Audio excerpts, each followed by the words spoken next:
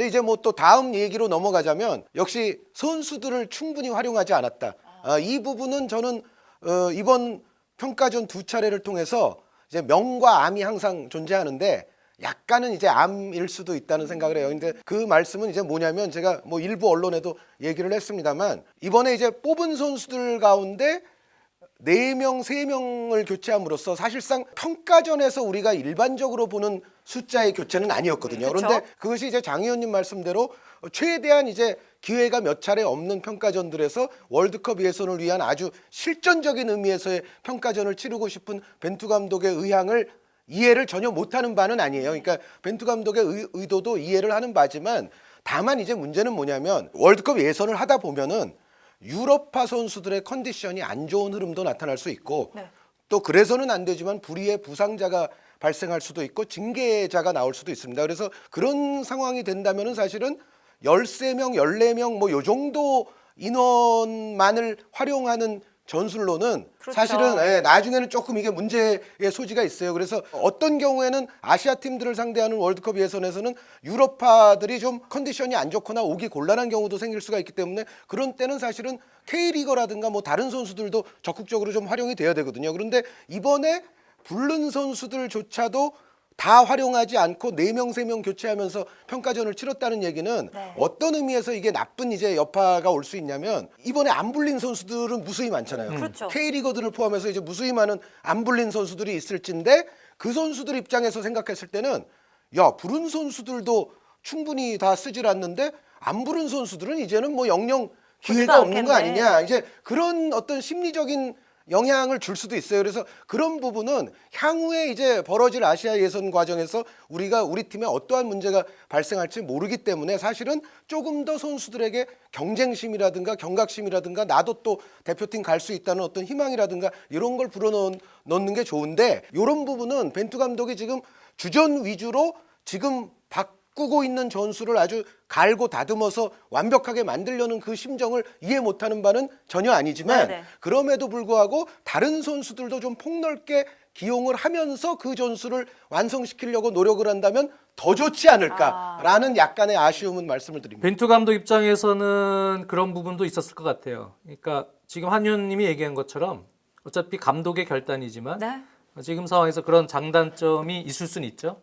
근데 사실 다이아몬드 4-4-2 전술을 채택함에 있어서 감독이 결단을 내릴 때는 이 전술은 기존의 4-4-2 플랫한 4-4-2 운영이나 4-2-3-1 운영보다는 조금 어려운 전술입니다. 그거는 이제 공격 시에도 그렇지만 수비로 전환이 될 때 중앙 미드필더, 수비형 미드필더 위치죠. 주세성 선수가 됐던 정우영 선수가 됐던 그리고 공격형 미드필더의 황인범. 이 두 명의 중앙 미드필더가 종적으로 위아래로 배치가 돼서 공격이 되는 흐름이고 네. 측면 사이드가 수비 전환될 때는 한 번에 뚫릴 수 있는 전형이기 때문에 1차 지연 행위를 팀 프레싱이죠, 일종의. 토트넘도 그 훈련을 많이 하는데 수비 전환될 때요.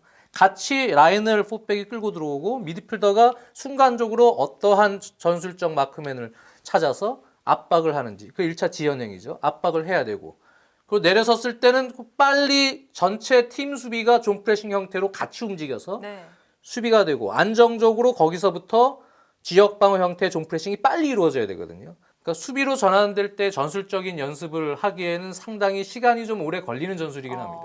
공격할 때는 조금 자유롭지만 특히 콜롬비아전 같은 경우는 아직 서투른 부분은 많았어요. 수비로 전환될 때 선수들이 혼자서 압박하거나 내려섰을 때도 너무 섣부르게 중앙에서 달려들거나 지역 방어 형태에서 그래서 팀 프레싱이 안 되고 혼자서 달려들다가 뚫리고 뭐 이러한 경우들이 좀 발생이 된 부분이 있거든요, 분명히. 그래서 수비적으로는 아직은 조금 미흡한 부분이 있죠, 전환 시에. 근데 물론 우리가 상대해야 될 9월의 2차 예선 상대들은 수비가 조금 허술해도 골을 그렇게 잘 넣을 만한 전력은 물론 아닙니다. 네.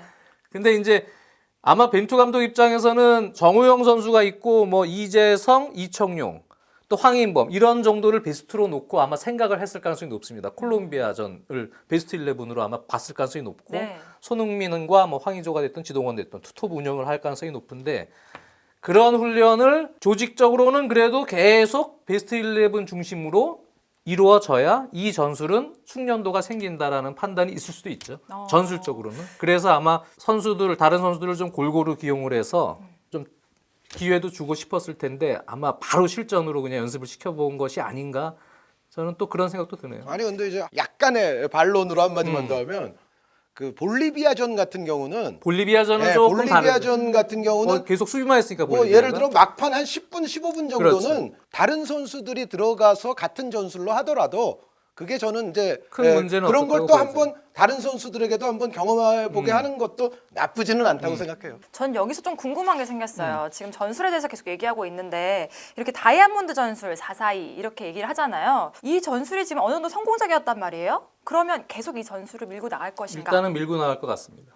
네, 손흥민의 투톱 활용이 1차적인 목적이었는데 네, 그것이 활용법이 성공됐죠. 활용법이 성공이 어느 정도 됐고요. 이제 하나 조금 좀 아쉬운 점이 있다면 우리 대표팀의 현재 근본적인 스쿼드의 문제지만 네. 측면 수비, 홍철과 김문환 선수인데 사실은 김문환 선수는 공격적으로 상당히 좋고 하지만 이제 수비로 리커버리가 들어올 때 그럴 때 보면은 아직까지는 조금 완벽한 밸런스는 아니라고 저는 생각이 들어요. 그래서 조금 더 그쪽 포지션에는 경쟁 구도가 생겨서 조금 질 높은 그러한 측면 수비수들의 경쟁 체제가 이루어져야 되지 않느냐. 네. 그래서 다른 포지션에 비해서 지금 측면 수비는 스쿼드의 두께가 좀 상당히 얇거든요. 그래서 그런 부분은 사실 결과는 좀 아쉽습니다. 조금 더 좋은 측면 풀백들을 더 많은 풀에서 조금 더 활용할 수 있는 그러한 기회가 앞으로 더 있었으면 좋겠습니다. 이 포메이션을 일단 계속 쓰기는 할 거예요. 왜냐하면 우리가 아직 완성이 완벽하게 안 돼서 불안한 것도 있지만 이 포메이션 자체가 그냥 이론적으로 보면 공격보다는 수비 쪽이 좀 불안해요. 그런데 그 수비적인 불안보다는 공격의 강화가 우리가 아시아 월드컵 예선을 치르기에는 더 필요한 부분이기 때문에 기본적으로 이 442 다이아몬드는 앞으로도 계속 가야 될 포메이션이라는 생각입니다.